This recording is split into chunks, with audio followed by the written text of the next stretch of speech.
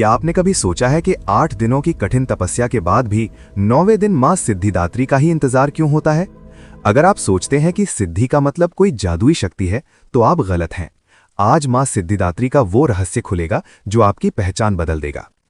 एक महान योद्धा ने 8 दिनों तक युद्ध किया।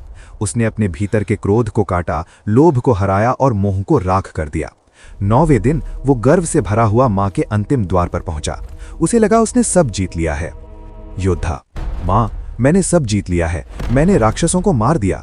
अब मुझे मेरी अंतिम शक्ति दो। दरवाजा खुला, लेकिन सामने कोई वरदान देने वाला हाथ नहीं था। वहां केवल एक दर्पण था। मां की आवाज: पुत्र, तुमने बाहर के 8 राक्षसों को तो मार दिया, लेकिन क्या तुमने अपने भीतर के सबसे बड़े राक्षस को देखा? वो है मैं।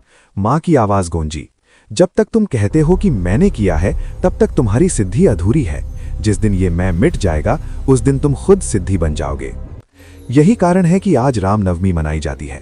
भगवान राम मर्यादा पुरुषोत्तम इसलिए नहीं थे कि उनके पास असीमित शक्तियां थीं, बल्कि इसलिए थे क्योंकि उन शक्तियों के बाद भी उनमें अहंकार शून्य था।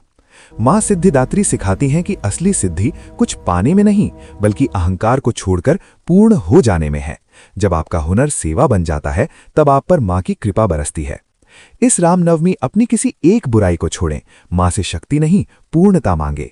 अगर इस कहानी ने आपके दिल को छुआ है, तो कमेंट में जय श्री राम लिखें और इस ज्ञान को फैलाने के लिए सब्सक्राइब जरूर करें।